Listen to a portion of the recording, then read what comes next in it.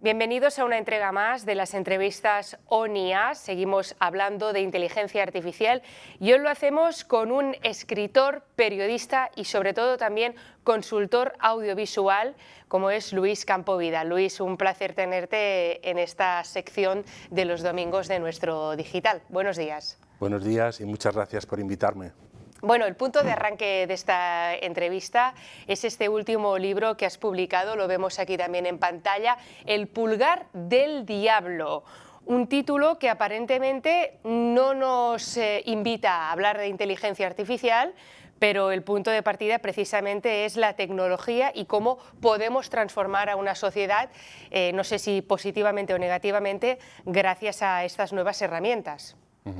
Bueno, la inteligencia artificial ha llegado, está aterrizando, pero vamos a convivir con ella durante muchos años y va a transformar nuestras vidas de la misma manera que el teléfono móvil la ha transformado, que Google ha transformado, que digamos muchas aplicaciones han cambiado nuestra forma de vivir y ahí está. O sea que tenemos inteligencia artificial para rato y yo creo que esto generará pues un cambio cultural y un cambio también económico, porque los costes van a variar y todo se va a transformar. O sea que el libro en realidad es el origen, es una serie de novela negra de una inspectora que había sido inspectora de los Mossos d'Esquadra, Alexia Hurtado, que ahora es una detective privado y se encuentra con un caso buscando a una persona desaparecida que está relacionada con el pulgar, porque a esta persona le llaman el diablo, o sea, es un hacker y le llaman The Devil, ¿no? El diablo, y el pulgar es su dedo. Entonces, bueno, ahí se desarrolla todo. Es que, Luis, tu imaginación no tiene límites. Yo ahora me gustaría un poco que profundizáramos precisamente en este hilo argumental de tu última novela, pero claro, leyendo el libro pienso, bueno, aquí de ciencia ficción no hay tanta. Vamos a ver, ponnos un poco en contexto un poquito más en esta novela y que nuestros espectadores valoren si esto está tan lejos o no de la realidad. Bueno, yo creo que no está muy lejos y luego sobre todo porque la inteligencia artificial va a ser muy útil, ¿no? En el campo de la medicina, en el campo de la cultura, en el campo del periodismo, o sea, tú puedes hacer, va a ser una competencia muy fuerte con Google, o sea, tú puedes preguntar cosas a inteligencia artificial que te responde mejor que Google, puedes hacer traducciones de textos magníficos, puedes hacer con inteligencia artificial coger esta entrevista que estamos hablando en castellano o en español, como dicen en Latinoamérica, ¿no? y traducirla y hacerla en catalán o en chino. Y entonces nuestras voces serían el mismo tono de voz, las mismas pausas, el mismo estilo, y nuestra boca también se movería, o nuestros labios se moverían de manera que parezca bastante que estábamos hablando en chino, que yo sé una palabra, ¿no? Y el mandarín, ¿no? Porque dentro Exacto, del chino hay 40.000 más. No, pero volviendo al pulgar del diablo, te lo preguntaba porque, claro, esta detective, ¿no?, que viene precisamente de su larga experiencia dentro de los Mossos d'Esquadra, para tener un control de la sociedad y a partir de aquí saber qué inputs dar, ¿no?, pues para poder generar una opinión acorde con sus intereses, se inspira en una tabla periódica, en la tabla periódica. Ahora también la veremos en pantalla. ¿Qué relación estableces entre estos elementos que estudiamos en el colegio, ¿no?, cuando nos daban algunas nociones de química, con la revolución digital y sobre todo con esta trama argumental del pulgar del diablo, Luis? Bueno, ella le encargan encontrar una persona que ha desaparecido, que es un informático estonio. Entonces la madre es un hijo único, su madre nota que ha desaparecido, ven que es en un viaje a Barcelona y le pierde la pista en Barcelona, y entonces encarga a una detective de Barcelona, Alexia Hurtado, que lo busque, ¿no? Entonces, en el proceso de búsqueda, la madre le envía unas fotografías del apartamento de este señor y en las fotos hay esto, ¿no?, la tabla periódica. Entonces no entiende ella por qué y entonces empieza a indagar. Progresa la investigación y se da cuenta, bueno, va sumando, digamos, la masa atómica, o sea, no entiende, pero... No, yo tampoco.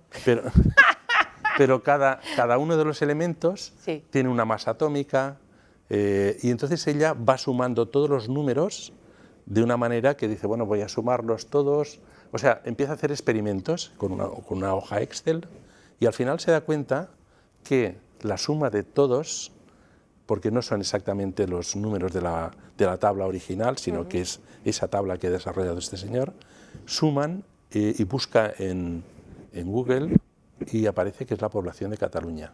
Qué bueno. Y entonces a partir de aquí dice, hostias, hay una relación muy cerrada entre esto con una población. Luego sigue haciendo, hay unos elementos que no tienen mucho valor, pero se da cuenta que son las personas que no pueden votar en Cataluña en unas elecciones según el último censo, es decir, los que son residentes sin derecho a voto y los menores de 18 años. Vale. Entonces, a partir de aquí, ella entiende que está en una trama política. Y entonces empieza a analizar los 118 elementos y entonces a partir de aquí empieza la investigación. Si esto ya lo ponemos un poco más allá del hilo argumental de la novela, ¿realmente la inteligencia artificial nos puede llegar a controlar tanto socialmente como esta tabla periódica que nos presentas? Bueno, ellos lo que han hecho, los malos, por decirlo así, o la gente que quiere influir, ellos en realidad son una especie de fondo de inversión, una alianza de fondos de inversión que se sienten ninguneados por la clase política europea, española, catalana, que le ponen muchas trabas a toda su actividad. Entonces ellos deciden, bueno, nosotros durante muchos años hemos estado influyendo en la política, como pasa en Estados Unidos, financiando, ¿no?, a un candidato o a otro candidato, y entonces el candidato nos va a favorecer en las leyes, ¿no?, y ahora ya pasamos de ellos, vamos a presentar nuestras propias candidaturas, vamos a analizar quién vive en Cataluña, y entonces a partir de aquí hacen una serie de, bueno, roban bases de datos en Movistar, en Endesa, en Telefónica, otras telefónicas, etcétera, etcétera, en bancos y tal, y construyen un mapa de Cataluña basado en esta tabla que te dice, bueno, pues hay grupos, hacen 118 grupos, entonces los distinguen por hábitat, pues vive en una ciudad de más de 500.000 habitantes, ¿no?, que sería Barcelona, o vive en un pueblo, o por ejemplo, ¿no?, siguen también su geolocalización y dicen, bueno, a la 1 de la mañana vamos a preguntar a todos los teléfonos que ya tienen de Telefónica con el nombre, con la dirección, con la cuenta bancaria, con todo, dónde están. Cada día, de lunes a viernes o de lunes a jueves, dónde están. Y saben dónde viven. O sea que ya tienen localizado toda esa historia. Si, por ejemplo, cada mañana a las 9 se acercan a una guardería, según su geolocalización y Google Maps, tiene un bebé o tiene un niño en edad escolar, ¿no? Si los fines de semana se va a la Costa Brava o se va al Pirineo, tiene una segunda residencia y a partir de aquí construyen un mapa, agrupan la población catalana en 118 grupos y empiezan una campaña activa a través de robots para influir en estas personas su voto. Luis, si ahora nos está escuchando algún político que pase unas horas bajas, quizás te ficha como consultor porque le puedes dar la vuelta a su perfil negativo, ¿no? Sí, que te llamen y le doy el teléfono y el presupuesto.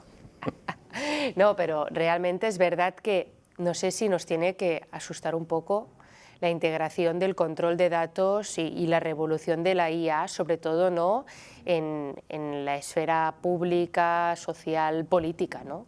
Bueno, de los próximos años o inmediatas. O inmediatas. Ahora no ha salido tanto a la prensa, pero hubo una temporada, precisamente cuando yo estaba acabando el libro, después de publicar el libro, que habían robado datos del Banco Santander, pero millones de datos, todo. O sea, la cuenta los nombres, los saldos, las inversiones. Habían robado también, no sé si te acordarás, de la DGT, la Dirección General de Tráfico, todos los datos de los carnets de conducir. O sea, sabían cuál era tu carnet, cuándo te lo había renovado, etcétera, ¿no? Había sido en bancos, en compañías eléctricas también, en todo. Entonces, ¿esos datos dónde van? ¿Es un hacker que se distrae, un hacker de 16 años que se distrae? ¿O esos datos, bueno, robaron también el Hospital Clínico? Imagínate todos los informes médicos de las personas que están ahí. Entonces, dices, bueno, es que fulanito, que es candidato, no sé qué, sí, lo han operado de próstata, ¿no? Y entonces a partir de aquí pueden hacer una campaña a favor o en contra de alguien, ¿no? Dejamos la tabla periódica, si nuestros compañeros también de realización nos están escuchando, y yo creo que tu libro también es muy ajustado al momento que estamos viviendo ahora mismo, si nos fijamos en el otro lado del charco, en Estados Unidos, porque algunos ya piensan que Trump puede ganar a Kamala Harris, sobre todo precisamente por esta gestión digital que hace de su perfil. Tiene a un aliado muy importante precisamente en IA como es Elon Musk, que Elon Musk viene de presentar este último coche revolucionario. Entonces, bueno, al final no sé si es que el mundo, de una forma acertada o no, va por aquí, pero los ganadores son aquellos que integran la inteligencia artificial en sus procesos, ¿no? Es una tecnología útil y es una tecnología del siglo XXI, pero también es verdad que hay muchos políticos en Europa y en otros sitios que todavía están en el siglo XX. Y entonces están ahí con los carteles, que dices, vale, tú colocas un cartel, toda la Gran Vía de Barcelona con un cartel. Bueno, lo verá la gente que pase por ahí, pero de esa tabla periódica que hablamos, ¿no?, de los 118 grupos que potencialmente te pueden votar, tú te estás dirigiendo a todos. En cambio, con tecnología IA te estás dirigiendo a tu target y le puedes dar un mensaje diferente a cada uno, ajustado a su necesidad o a su preocupación. Si es un joven que tiene 32 años que quiere comprar un piso, pues tú le puedes hablar de vivienda y eso es lo que le interesa ahora en este momento a un perfil determinado, ¿no? Es que, Luis, si ahora vamos, por ejemplo, a unas próximas elecciones, con tu larguísima experiencia en televisión, radio, en todos los medios, documentales, el último también que te felicito sobre la figura de Jujol, del arquitecto Jujol, ¿qué recomendarías en la época esta, ¿no?, de los carteles, de incluso políticamente estos timings de campaña electoral que ya están volando por los aires, ya lo hemos visto? ¿Qué recomendarías para unas próximas elecciones generales, autonómicas, municipales, de cambiar en este sentido? Bueno, como dices, una campaña electoral que dura muchos días. Bueno, ¿cuándo empieza la campaña electoral? Yo creo que estamos continuamente en campaña electoral. Ayer hubo una manifestación en Madrid pidiendo elecciones, promovido por el PP y por Vox, ¿no? Y dices, bueno, perdona, pero si ya se hicieron, ¿no? O sea, queremos elecciones, pero sí. ¿Por qué quieres elecciones si las perdiste o no te supiste aliar para ganarlo? Espérate a las próximas, ¿no? Es decir, yo creo que los partidos políticos, algunos o bastantes, ya no respetan todos esos plazos que te dan, ¿no? Los resultados de las encuestas no se pueden dar hasta 72 horas antes o no sé cuánto tiempo, ¿no? Y luego dicen, no, es que lo he sacado en Andorra. y a ver, es que, digamos, todo está cambiando y la legislación debería cambiar, ¿no? Entonces, los políticos, ¿cómo tienen que adaptarse? ¿Algunos tips que puedas recomendarnos para tener una campaña electoral adaptada al siglo XXI y sobre todo adaptada a estos 2 últimos años de irrupción de IA? Claro, yo creo que deben estudiar muy a fondo la influencia de la inteligencia artificial, de las campañas personalizadas a grupos muy concretos, ¿no?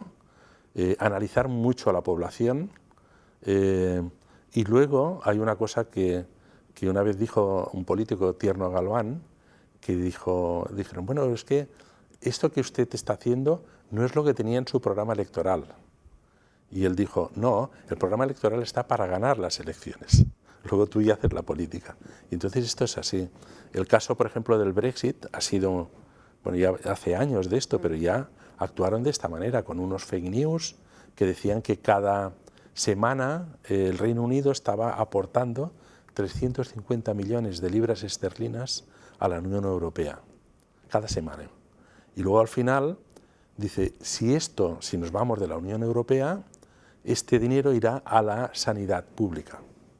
O sea, mucha gente, sobre todo gente muy mayor, necesitada de sanidad pública, les votó. Pasa a las elecciones y le dicen, oiga, ¿y esto? Dice, bueno, es que esto no es verdad, o sea, es mentira. Pero no pasó nada, no hay como un seguimiento de que si tú prometes en una campaña electoral algo, o si en un debate electoral mientes, como se dan muchos datos incorrectos, no hay el VAR, ¿no? Que tenía que haber el VAR. Claro, tampoco funciona muy bien el VAR, ¿eh? Tampoco. Pero bueno, algo que dijera, oiga, perdone, pim, ¿no? Que saliera ahí un icono o alguna cosa diciendo, esto no es verdad. Quedaban los periodistas hasta hace poco, ¿no? Para rebatir, pero parece que esta figura también está un poco cuestionada. Pero claro, entonces mi pregunta es, bueno, nos vamos hacia esta tendencia, pero estamos democratizando o aceptando la fake news. Yo no sé si la IA tiene que ir de la mano a estos cambios más peyorativos que positivos, ¿no? Sí, yo creo que seguro que se desarrollan aplicaciones para denunciar las fake news. O sea, cuando aparece, por ejemplo, Bolsonaro, ¿no? Que también la utilizó mucho. O sea, Bolsonaro, las elecciones que ganó, las ganó porque yo creo que era el 70% de los brasileños se informaban políticamente por WhatsApp. Entonces allí lanzaban mentiras de todo tipo, ¿no? Aquí también, o sea, aquí hay un político que ya es eurodiputado, que es Alvise, que lanzó una noticia diciendo que la Manuela Carmena, que durante el COVID le habían enviado una UBI, una móvil a su casa. Entonces no era verdad, pero bueno, y pues mucha gente lo reproduce y mucha gente se lo cree. Pero entonces mi conclusión es, parece que el uso de estas nuevas tecnologías se lo creen y lo confían los políticos de las extremas derechas o izquierdas y sobre todo políticos acostumbrados a infundir mentiras, y el problema es que la otra clase política no sabe utilizar, aunque sea positivamente, esta digitalización. Bueno, resumiendo, yo pienso, Trump se alía con Elon Musk, ¿vale? Entonces Trump, pudiendo criticar su discurso, pero coge un abanderado de la inteligencia artificial. ¿No faltaría tener esa réplica en el lado demócrata y que Kamala Harris también apostara por esta digitalización, dándole una vuelta un poco más positiva? Quizás sí, o también... Porque siempre decimos es que el Bolsonaro, el tal, utiliza esto. Bueno, pero ¿no está esta herramienta también para positivizar las cosas del otro lado? ¿Por qué los otros ya es que directamente parece que no den un uso o lo dan y no lo estamos explicando? Es que no lo entiendo. Sí, yo creo que estos fabricantes de fake news son más intrépidos. Vale. Y los partidos tradicionales son muy lentos, o sea, se nota en la legislación. Ahora, por ejemplo, en Barcelona se está viendo, bueno, de hecho, el alcalde de Lleida hace poco dijo que, que había un detenido, que ya le habían detenido 47 veces en Lleida en pocos meses, y, que era un reincidente, que había que hacer algo, ¿no? Porque... Vale, esto de la multirreincidencia, que ahora es un concepto que también está de moda, lamentablemente. Sí, pero dices, bueno, haz algo. O sea, tienen el poder, tienen el aparato legislativo, bueno, cambia la legislación. O sea, una persona que la han detenido en un año 10 veces robando, que quiere decir que ha robado 50, o sea, no puede ser tan malo que lo detengan cada vez que roba, ¿no? Pues bueno, aplícale algo, porque si no... Entonces yo creo que son muy lentos, o sea, la burocracia judicial, legislativa, de código penal y todos se lo miran mucho, con mucho cuidado, demasiado. Es verdad que no hay que ser injusto, pero hay que poner solución. Parece que hay como dos biorritmos muy diferentes y que esto al final eclosionará de alguna manera. Claro, porque, digamos, esto lo aprovecha la extrema derecha. O sea, la extrema derecha hace acusaciones que tiene razón. Lo que no tiene razón es la forma de combatirlas, ¿no? Pero hay cosas que dicen, bueno, es que se roba mucho, jolín, es verdad.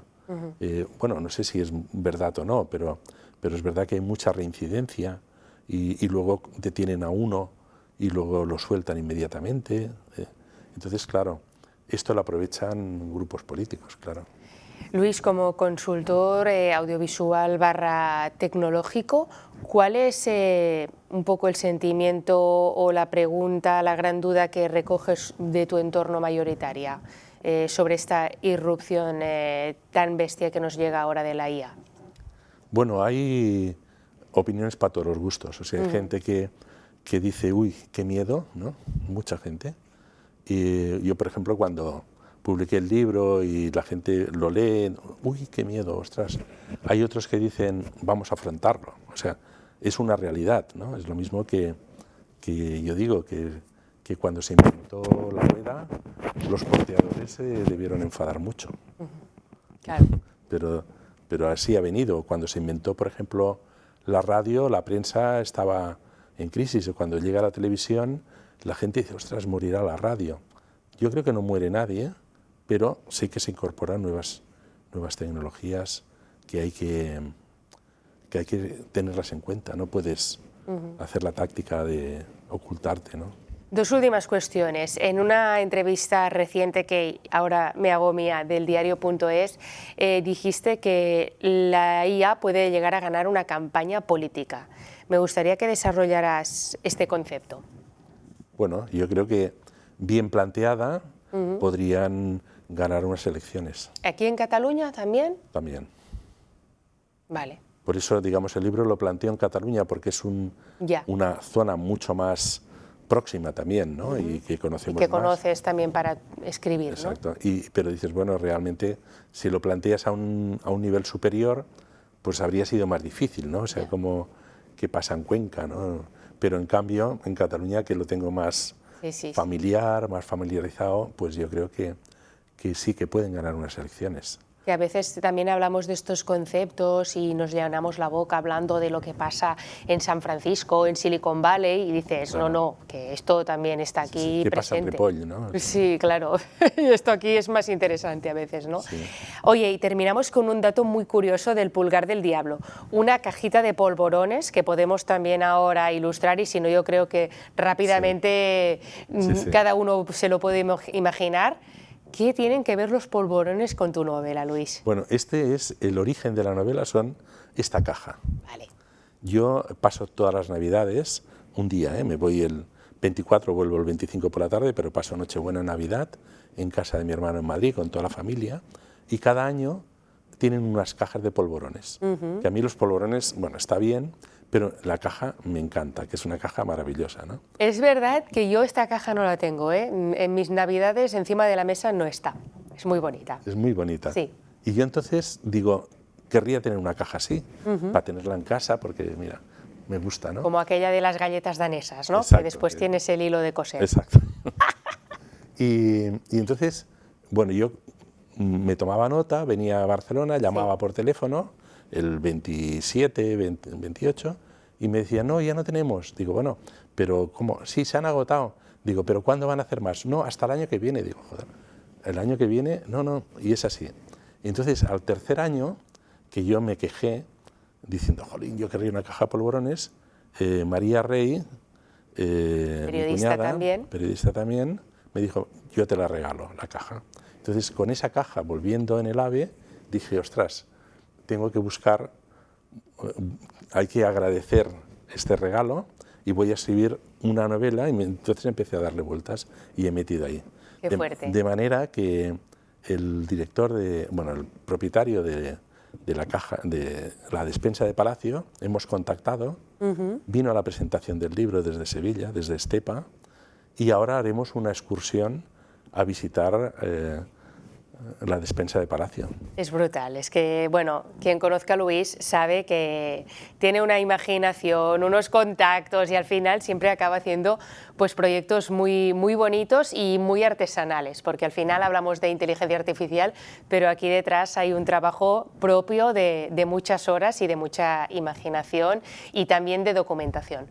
Pues Luis Campo Vidal, periodista, documentalista, consultor audiovisual, de todo, porque eres un libro abierto. Muchísimas gracias y enhorabuena por El pulgar del diablo, un libro inspirado con, podríamos decir, el entorno, la política catalana, pero que nos puede servir para cualquier lugar del mundo, ¿no? Muchísimas gracias, Luis. Muchas gracias a vosotros por invitarme y ha sido un placer. Pues un placer también para nosotros seguir hablando de inteligencia artificial desde el espacio de las entrevistas ONIA de cada domingo. Hasta la próxima.